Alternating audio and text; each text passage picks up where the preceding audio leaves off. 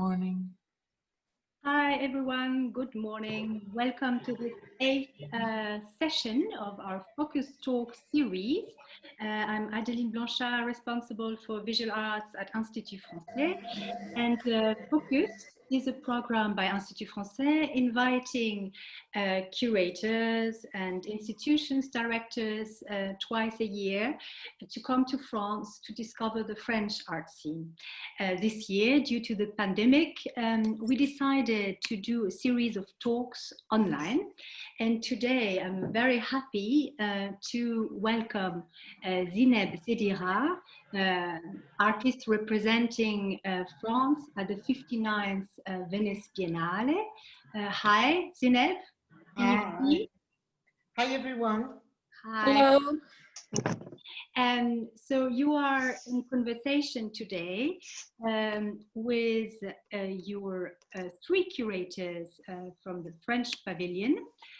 So first of all, Yasmina Gad, curator in Brussels. Hi, Yasmina. Hi everyone. Thank you for joining us today so early. Thank you. And also Sam Bardaouil and Till Fellrath, both curators based in Munich. Hello. Hello, everyone. Hello.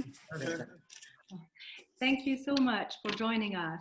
So first of all, before starting the talk, I will introduce, everyone knows Zineb Sedira, but a brief introduction also on the curators, and then I will pass on the word to Yasmina. So first of all, the French pavilion is jointly commissioned by the Institut français, also by the French Ministry of Europe and Foreign Affairs, and also by the French Ministry of Culture. So a jury has chosen the artist. Bless you. Sorry. No, nobody's sick. So this jury is composed of Charlotte Lobach, who is a professor at Head Art School in Geneva. Also Naomi Beckwith, who is a senior curator at Museum of Contemporary Art in Chicago. Hélène Guenin, director of du Musée d'Art Moderne et Contemporain in Nice. Rebecca Lamarche-Vadel, who's the director of the Foundation Lafayette Anticipation, Morad Montazimi, curator in Paris, and Yves Robert, director of the Biennales in Lyon. So in France, as you know, or maybe not know, so the artist is chosen by a jury, and then the artist chooses its curators. And so, Zineb, you are a leading voice of your generation. You were born in France of an Algerian family, and you have been instrumental in expanding the discourse within contemporary artistic practices by exploring alternative histories of colonialism and contested historical narratives, as well as addressing in your work questions of collective memory and heritage.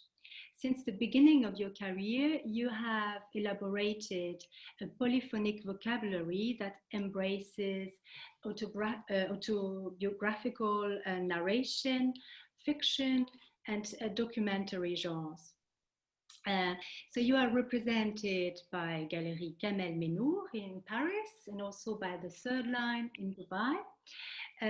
So your education, so you studied at the Royal College of Art, London, then also Slade School of Art and Central St. Martin's School, all in London. And you have been nominated for the Marcel Duchamp Prize, and most recently for another prize, but I'm not supposed to say which prize. You will discover that very soon. In your past exhibitions, so the most, among the most recent ones we can mention, there was last year the Jeu de Paume in Paris, also Institut Valencia, Art Moderne in Spain, National Galleries of Scotland in Edinburgh, Beirut Art Center, Lebanon, Sharjah Art Foundation Art Spaces, Art on the Underground, London, VCU Key Gallery in Doha, Qatar, Tamor Grain Gallery in New York, and Palais de Tokyo in Paris. I mean, there are many more for group exhibitions, Tate Britain, Red Brick Art Museum in Shanghai, Whitechapel Gallery, London, Centre Pompidou, Tate Modern, Mucem in Marseille, and so on and so on. There's so many places you've been exhibiting. So I carry on with Yasmina, because you, Zineb, you co-founded ARIA, Artist Residency in Algiers, together with Yasmina Reggad. And this is a platform that has hosted international artists, curators, and institutions in Algiers since 2012.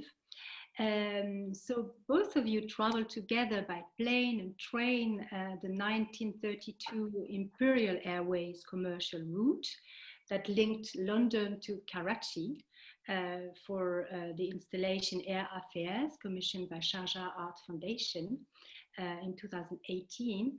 And most recently, Yasmina, you accompanied the artist when she uncovered hidden sites and treasures in the archive of the Cinémathèque of Algiers in preparation of her solo show at Jeu de Paume.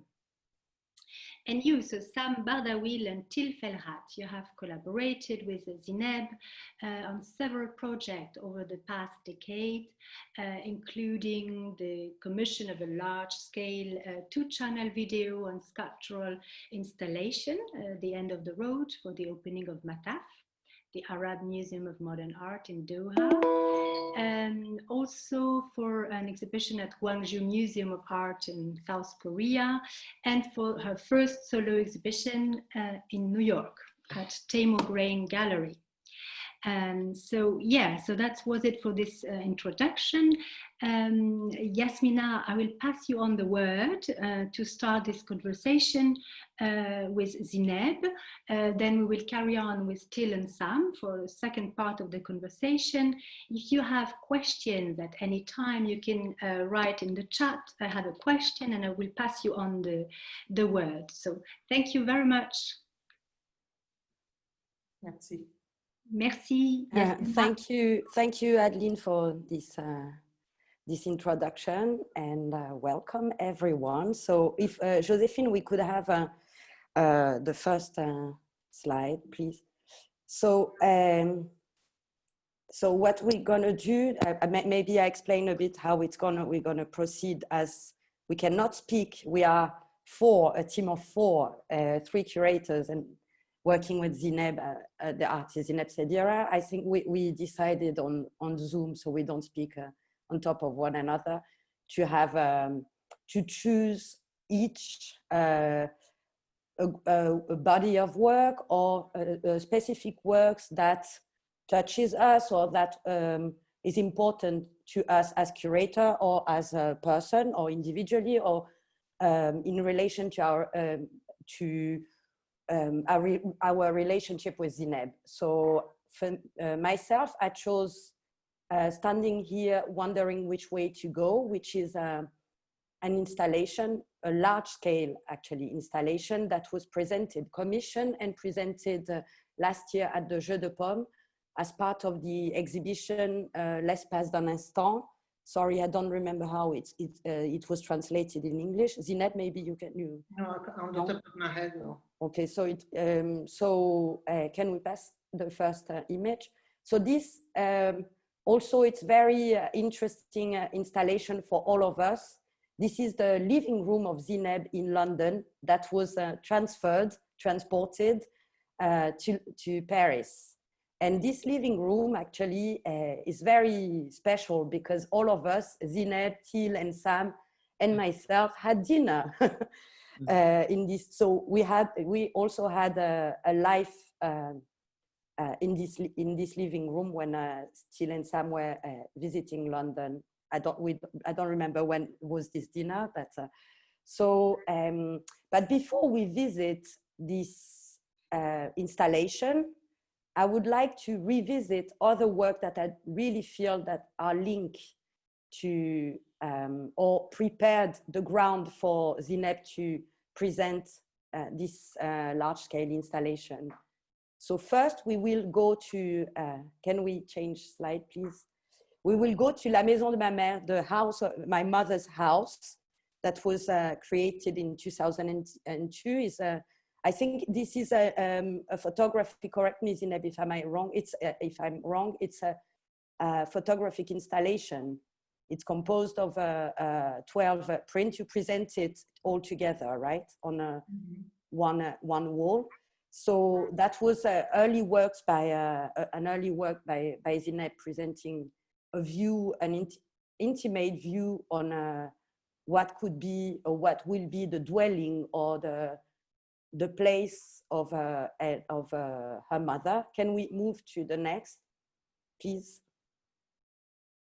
And then not long ago, in 2016, Zineb created this two-screen installation called The Land of My Father, Les Terres de Mon Père, that was commissioned by Mussem and presenting there. Zineb, you tell me if you want to say something specific about this work, if you would like to.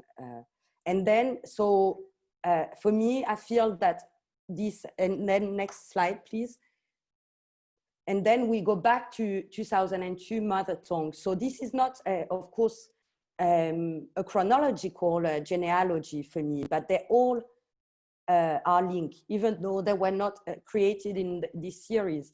But I feel this works, and mother tongue, that is, I think, extremely important in your career, and that has been seen in so many institutions and by so many people throughout the world. So I do feel that they kind of they constitute a constellation and a genealogy, that they go together in your quest in looking at your personal history and your family history, and that includes also including your daughters. I mean, your daughter in this case. So can we go back to can we go, sorry, next? And this, knowing this work, I think looking at this work, they help us understand how you reach the creation of Standing Here Wondering Which Way to Go.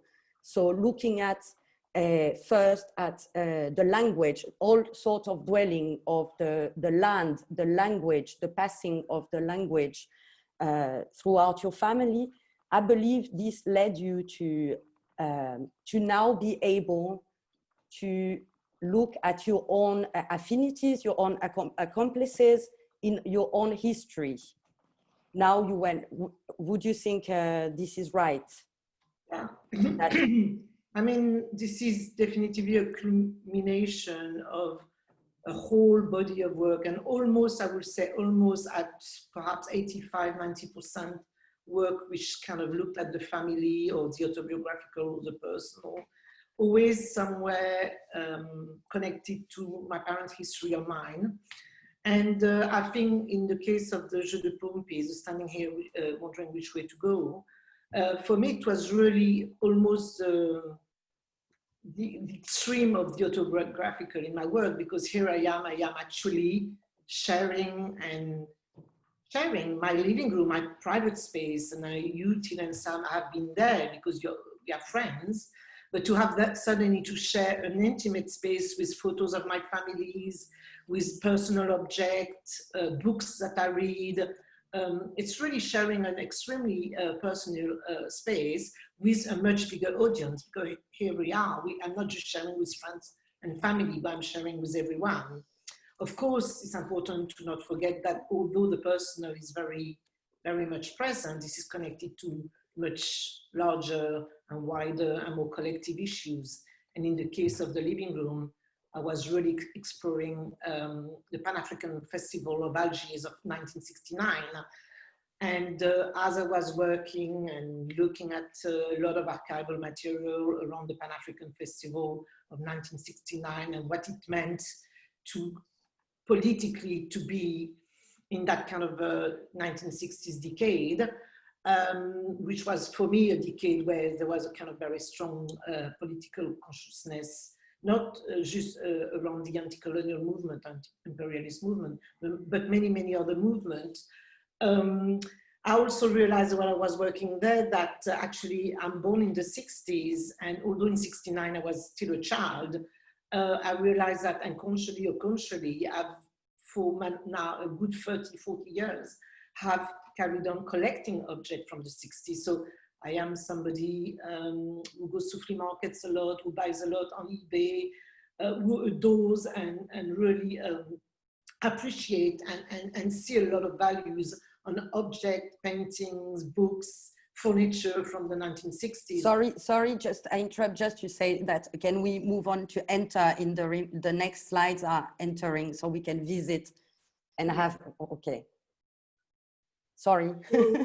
So as I was then researching and working on the Pan-African Festival and the 1960s in general, I kind of realized that around me, I was surrounded by a lot of objects that also had some kind of connection to Africa and North Africa, because within this love for collecting objects from the 60s, of course, I am very interested in buying objects that connect to my own identity, which in my case will be the African, or, you know, to go even wider, the Middle Eastern perhaps identity. But of course also, I mean, you have a lamp from the 1950s, which is Spanish. You know, a lot of the furniture is from British designers. So you have the G-Plan, the Hercule, who are well-known 1960s British designers. So I was really interested that within my own living room, I had Algeria there, Sub-Sahara Africa, I had Egypt through the Egyptian posters, I had some French 1950s, 60s posters, film posters. I had a lot of objects and elements from my British identity since I live in London, some of it even based from Brixton, because a lot of the flea market and places I buy from is in Brixton.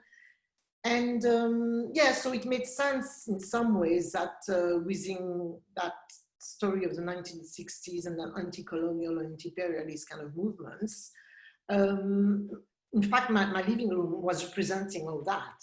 Through also my studies, you know, in London, my strong emphasis in being interested in the Black Art movement and the post-colonial studies. So I had a lot, my library almost was filled with books from, you know, when I was a student, and all those books were, you know, connected to this kind of post-colonial history or colonial history. So it made sense for me to show my living room. And because the Pan-African Festival obviously was a space created by Algeria to host cultural activity, whether it was music, dance, film, etc., etc. But it was really a space of solidarity and of sharing. You know, the whole African continent, but not only, was invited to Algeria. And so my living room in some ways become that kind of festival space, that kind of hosting, hospitality space. Yes, it's interesting that you say that you feel it was very intimate, like what you said that from the beginning, that for you to show your living room, it was probably the most intimate work you did. It's interesting that also for me it's also related. Why I showed the other work is also that I think you appeared yourself, you put yourself on Adeline, you are present there. In many other work, you appear there.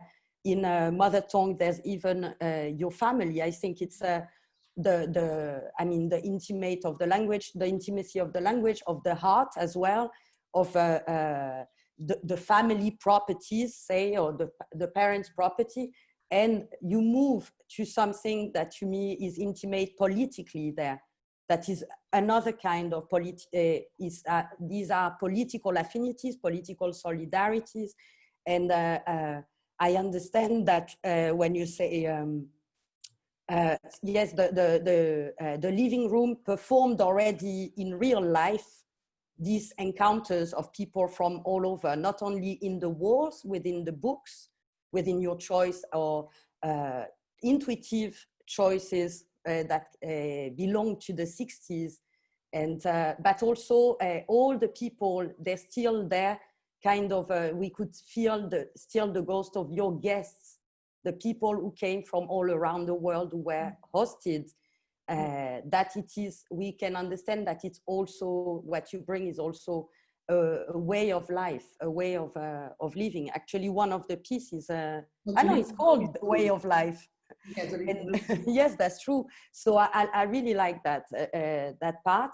And can we, for instance, would you like to speak in details of certain objects or? What we mustn't forget to say that the installation of the living room is part of a wider, big installation, and like the first title mentioned it in 4 scenes. So the installation, you're standing here wondering which way to go in 4 scenes, and there is within that 4 scenes, so there is a film which is called Mise en Scène that you haven't shown in the slide. Yes, it's not here. Yeah, which is a small 8-minute film of many bits of film footage that I found in Algeria in a flea market.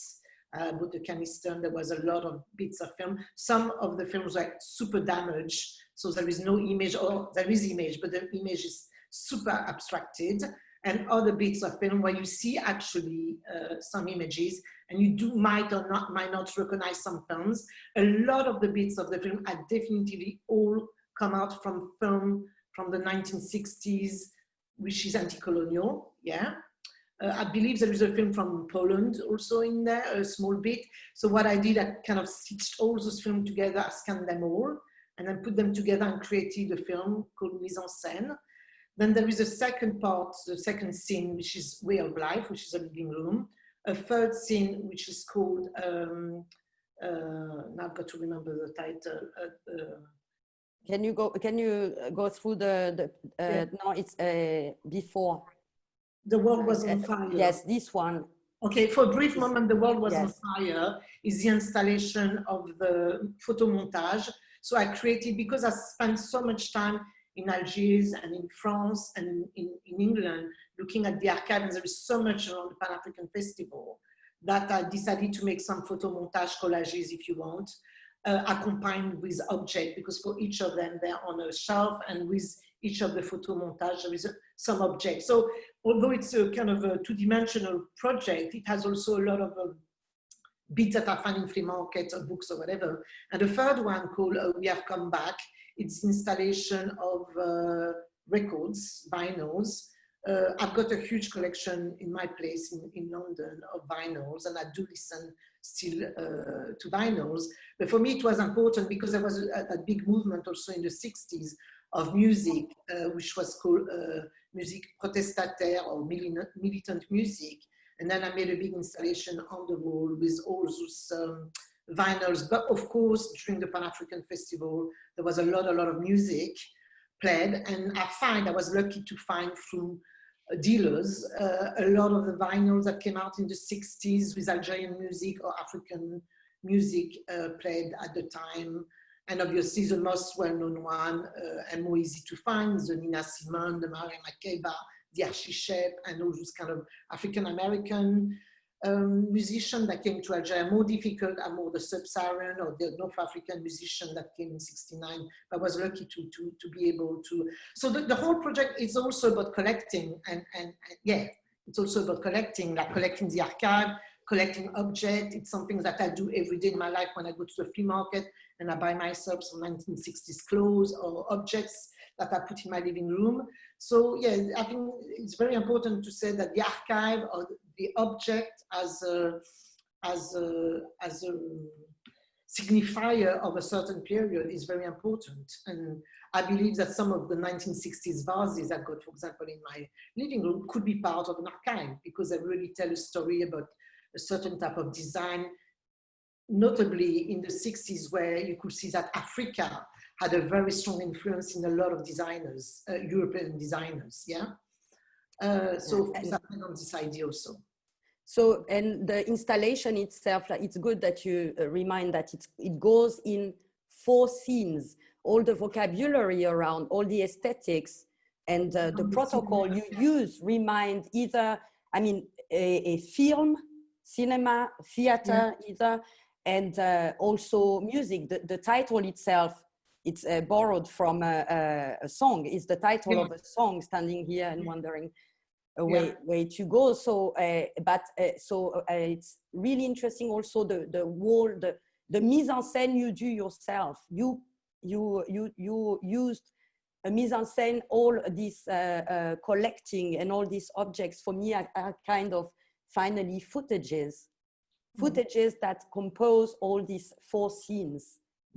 To use the cinema vocabulary, and we see the walls, the way you designed as well all this. You decided on the decor, on the settings of the and having this installation. If we could go back just to the first image, so we could see that what is visible, like again the mise en abîme, the first we can see here. You brought the walls and used also some devices or tricks of the cinema with the diorama, the wall. We think that most of the objects are there, but they are not. Can we go to the yes? So, well, I mean, really, it's a photographic installation when you think about it, because the walls have been photographed as they were in my living room. With all the objects, the posters, the shelves, or whatever. And then if we can go to another one of the living room. Can we go back to the later? Yes. No, later, after, to the details. Yes. Okay. Next. Yeah. For example, so you have photos of the living room, but in front or on the top of the photographic installation, I've also added some elements. So here you have in the photography, the photos of the plants, but in the space itself, I added plant also. So there is a kind of a mise en abîme or a play with fiction and documentation. And also creation of new archival material, layers and layers of different meanings of what could be a document or an archive or an object that is collected. Can we continue show more images? So here we can see, I mean, there's there's the object is there. There's one of the object that is 2 actually on the right image. For example, in this one with the elephant is quite interesting because you have the photographs with the elephant in the back, and then in the front you have the same elephants but with books. Yes. So there's a lot of details. Can we move? Do you want? Maybe we got to the end of. Yes, Adeline? Thank you very much, Yasmina. This is very interesting to have this first conversation going through the artistic world of Zineb. It gives a better understanding of all the references. So from her origins from Algeria, going to France, to London, to her living room, and having the impression to go into her intimate sphere, but also to all the artistic references in music, film, theater. So that gives us a very good introduction. So if anyone has got a question at the moment, so you can feel free to ask, or you can write it directly on the chat, or you can show a hand, and so we'll be happy to pass you on the word. And so if there are no more questions yet, I mean, you can ask, you can interrupt at any time. Don't be shy. So we will carry on with Sam and Till. So for the second conversation, thank you very much, Sam and Till. Hello, you want to start? Ask a question? You can start. Yeah, I mean, I just wanted to welcome everybody also here from Munich. Hope everyone is keeping well. Perhaps before Sam is going to go a bit more specifically into some projects that we had a close connection with Zineb when we were working together, I wanted to ask Zineb a question, actually. I think what really characterizes your artistic practice at large, I think, is a wonderful blurring, in a sense, of your personal biography. You know, as we heard, you're well, most people know, you were born to an Algerian family in France, but you've been living in London for many years. We also know that you spent a lot of time as a child in Belgium, you know, with a Catholic priest, which was quite a very formative period for you at that time. So you have so many cultures in you in a certain sense. And I think at the same time, you have a wonderful human personal touch in many of your works. Many of your works are spiked by a personal encounter, by a person that you meet, by a very, very human story.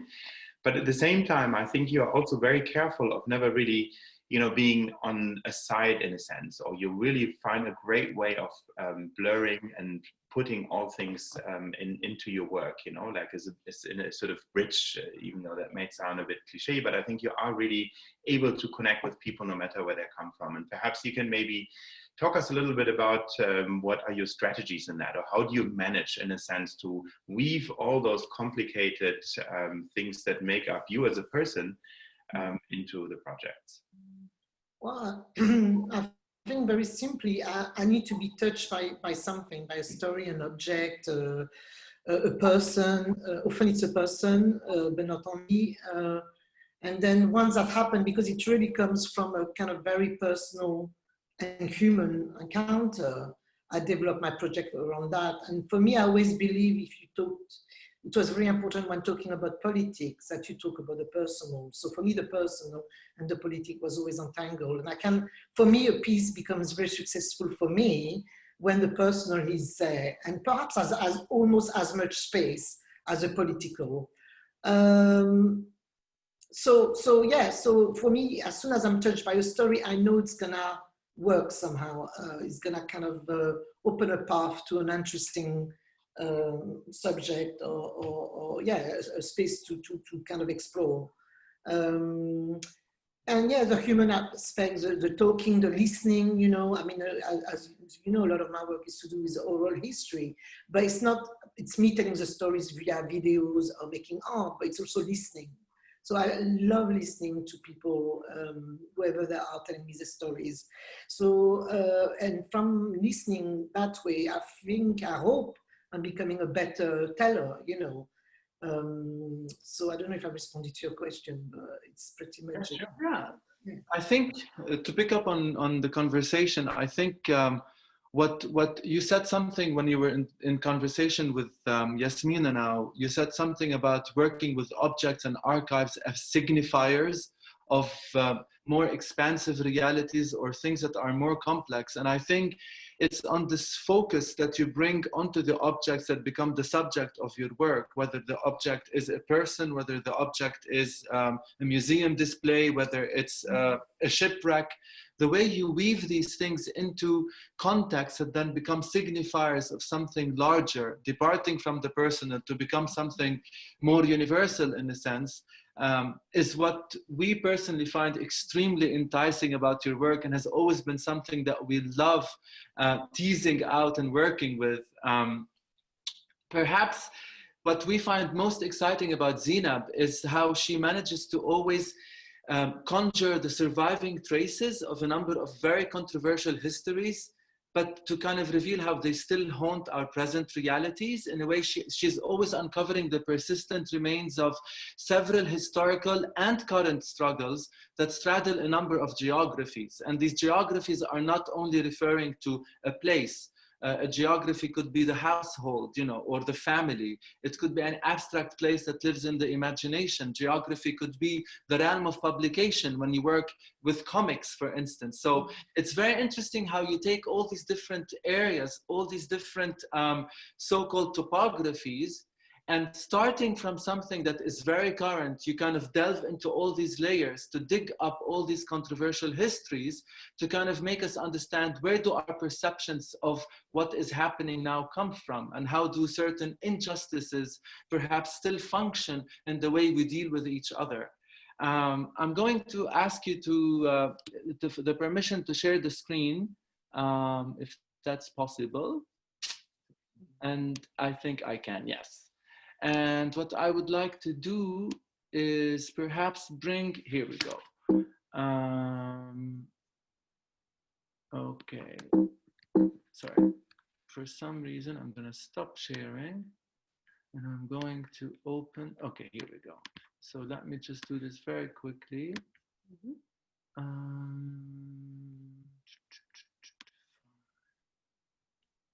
Okay.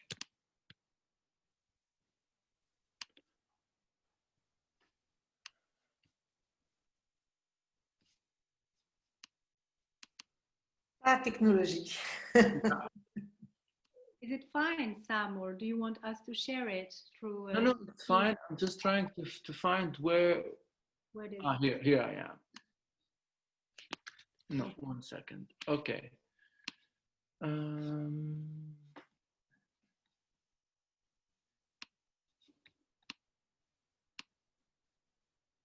Sorry. Yes. No? I'm trying to see where you all went. Somehow you can. Yeah, but I can't find the. This is the same you wanted to share previously, yeah? If you reduce the window, you cannot share it. So make sure it's still on. Ah, here we are. Okay, so now I'm gonna share the screen. Okay, share. Yeah. Perfect.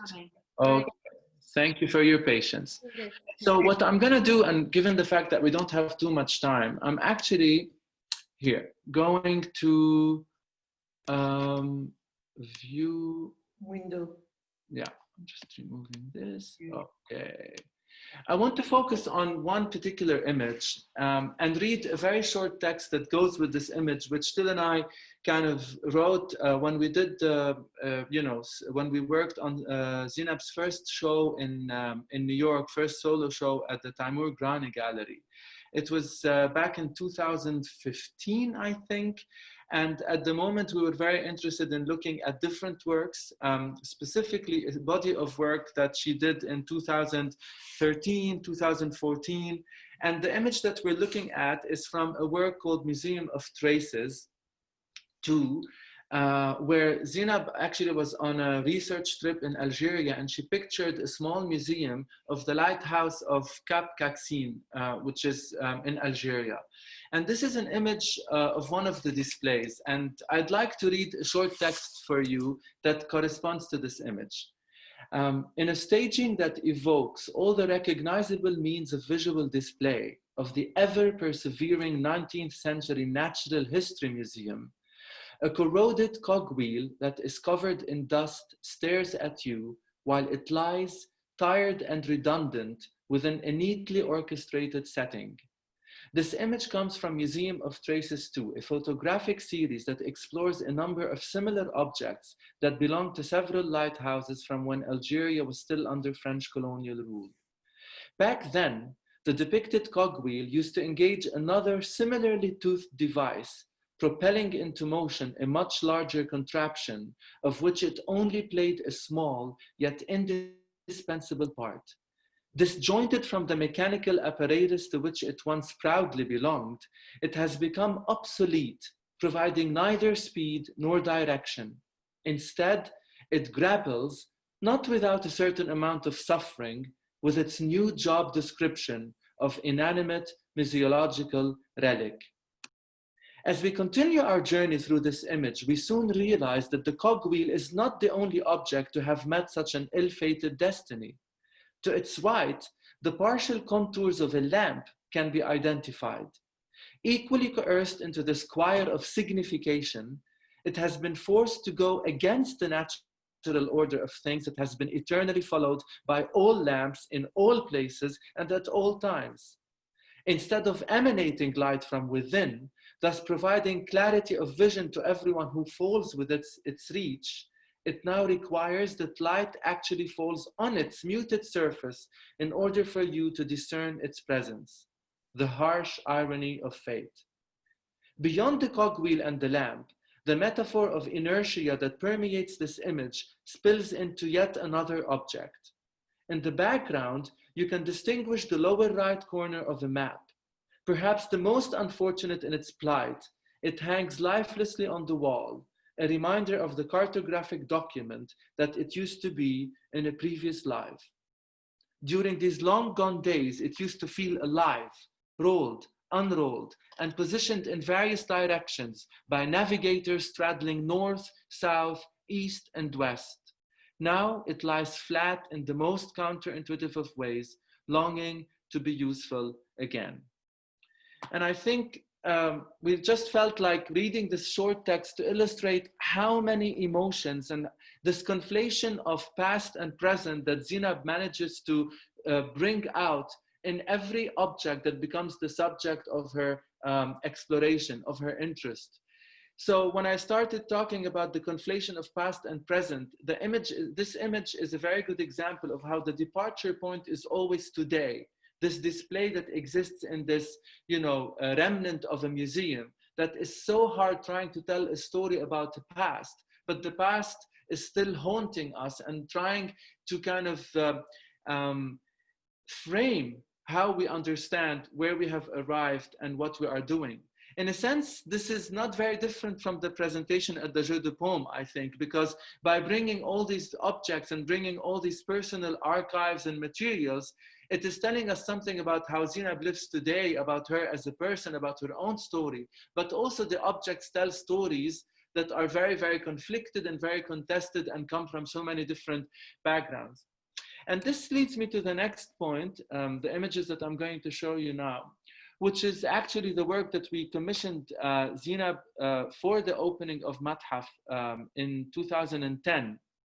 So this was 3-4 years before she worked in Museum of Traces, but you can see how certain issues and certain questions still come back. And in this case, instead of looking at archaeological or ancient broken machines, she's looking at cars. And the cars, when she speaks about them, are the metaphor of the failure of globalization, in a sense. I'm going to read a quote that comes with this work. When Zineb speaks about the work, she says, "The death of these modes of transportation is a symbol for the rupture, disorientation, loss of points of reference and fragmentation experienced when traveling, a physical disaster associated with the existentialist idea of drifting with all its socioeconomic, cultural, and environmental implications." And I think when we look at these images, it's very clear what's going on. I'm going to show you quickly. I'll go into the film. It's a 2-channel video that basically, here we go.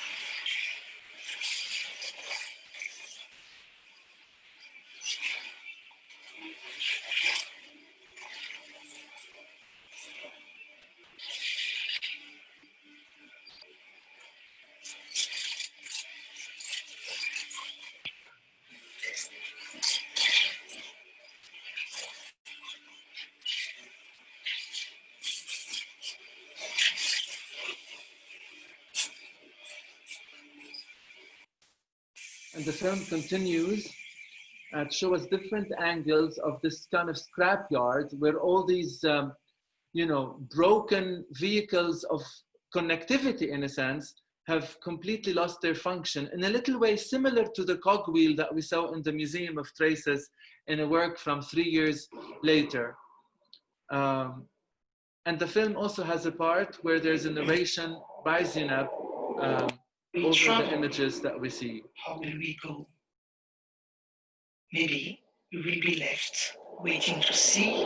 I would have liked to show you more, but obviously we're running out of time. So I just want to quickly continue to say how this was the other part of the work. It consisted of, it's called Dead End. It's kind of a series of light boxes that were kind of installed in a way that replicates the feeling of being in a scrapyard.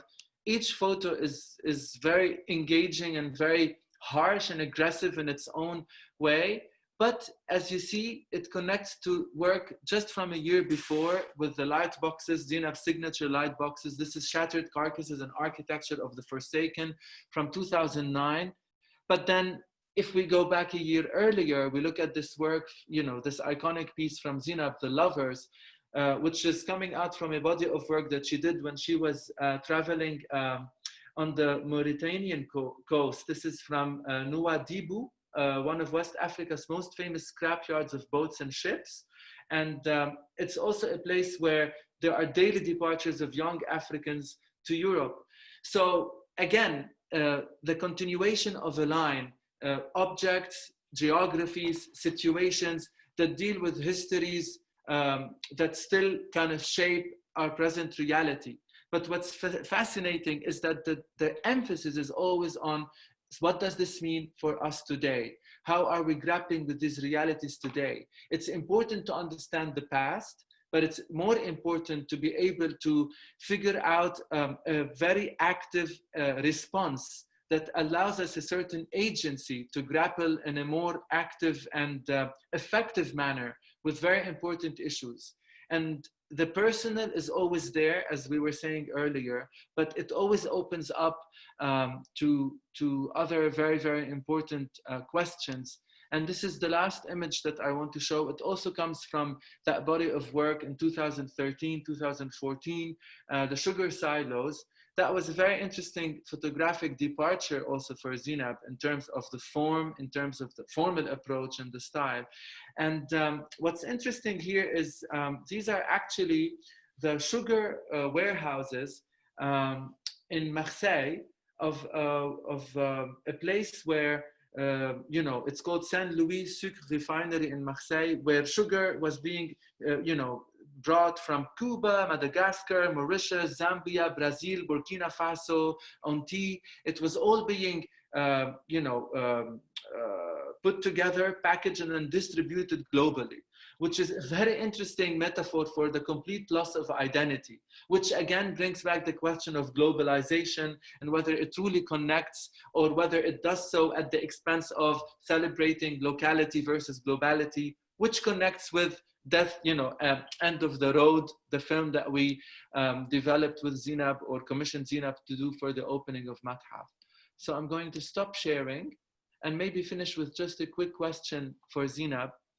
Zineb, as we said, we're always excited about the way you managed to weave all these layers, whether it's starting from the very, very personal, the geography of the family, opening it up to trade routes and immigration routes across the entire, you know, globe. Today, given all the work that you've done until this point, can you give us a little bit, where is your heart at the moment? What are you interested in the most? What are you thinking of in terms of next projects? And it doesn't have to be, you know, the work for the Biennale, but just kind of where is your heart now, and how are you building on what you have done until this moment, and how do you see it coming into something in a new chapter perhaps? Thank you.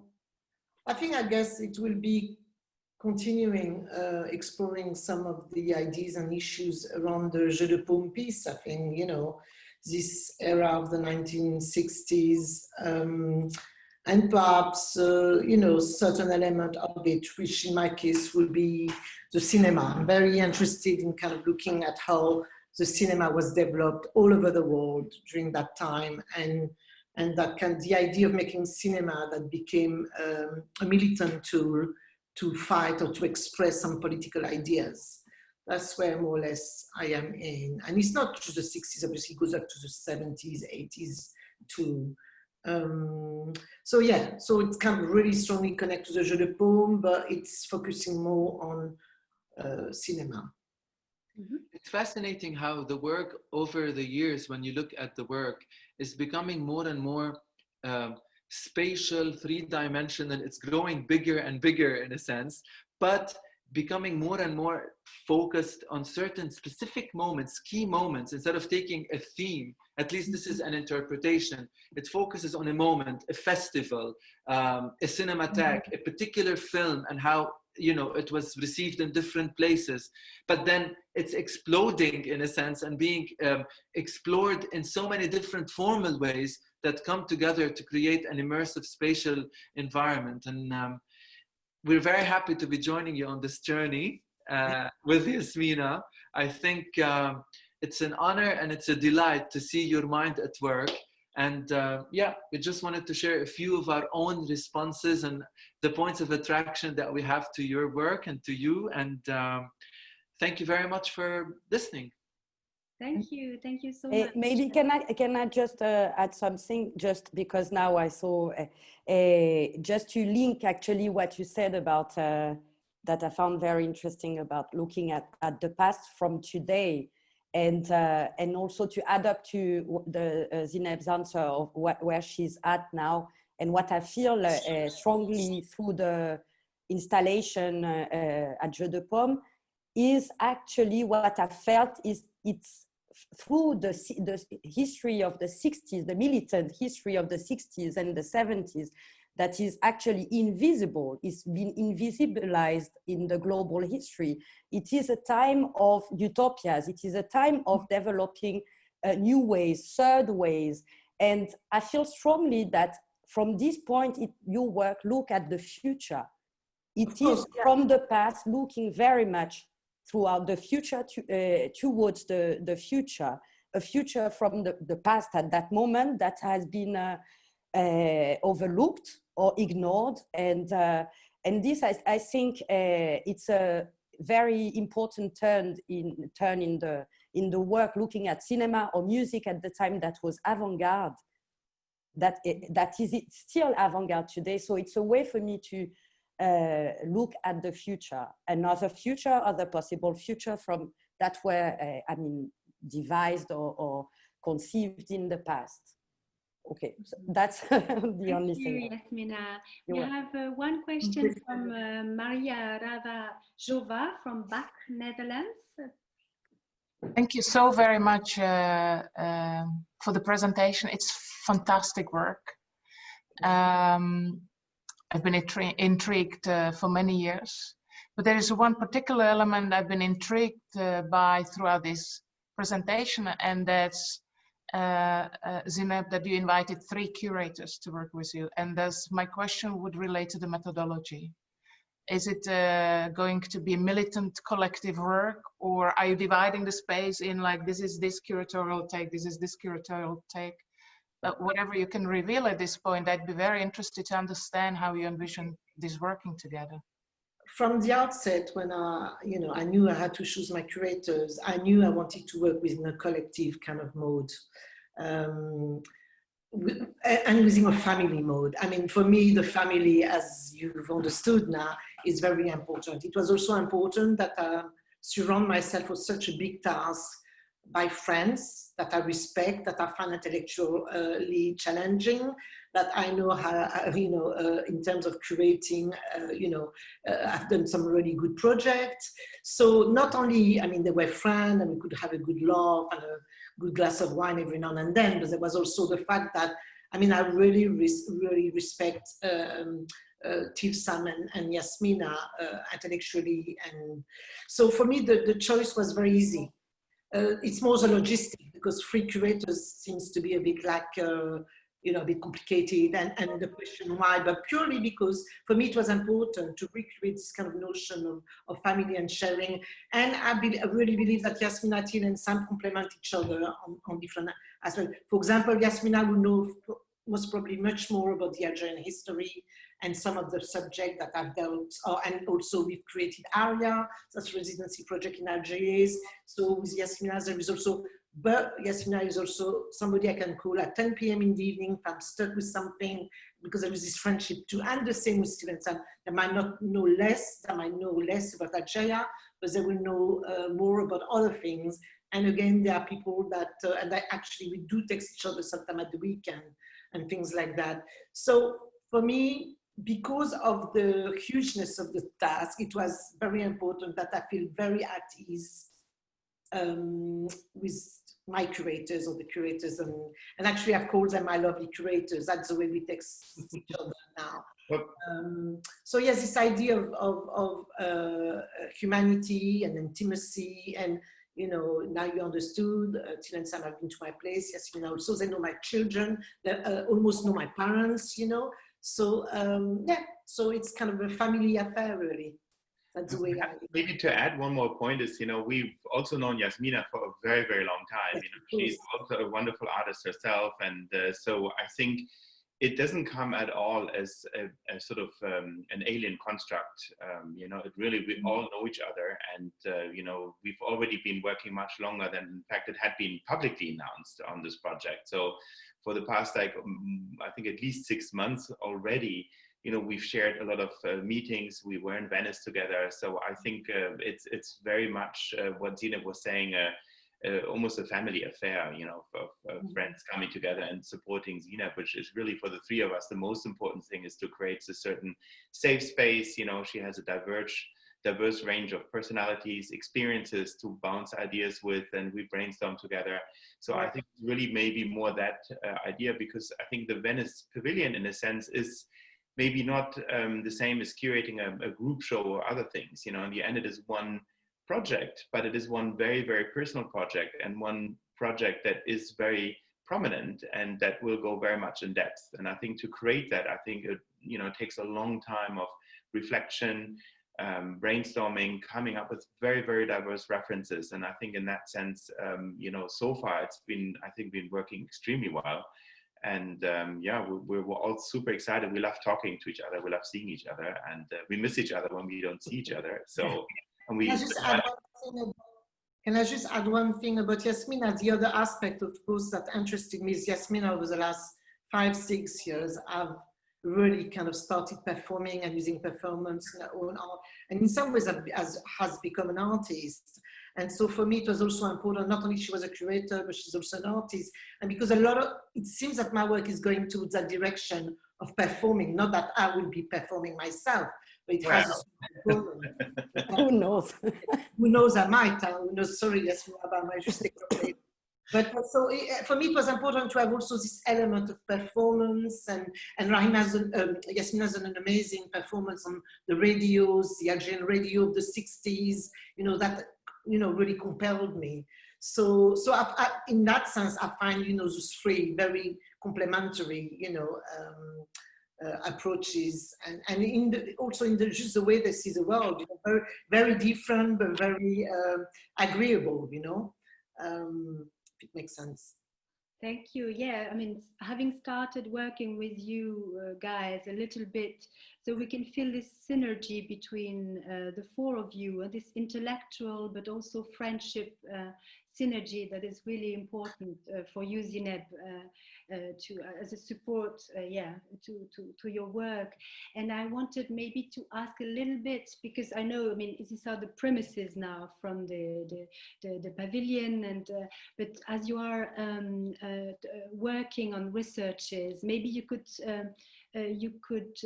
tell in what direction you are researching. Just I'm just at the moment spending a lot of time in archives, in the places I can access, because obviously due to the COVID-19, it's very, very difficult now to move around.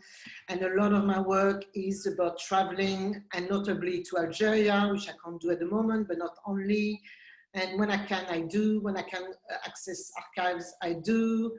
And I will stop there, because otherwise you'll know what my interest for the future. But yeah, it's at the moment it's purely meeting people, talking to people, and looking at archival material, as I've done for the Jeu de Paume piece, for example. And there is tons of stuff, but there are stuff I need to physically access. It's not things that I can really truly find online. So yeah.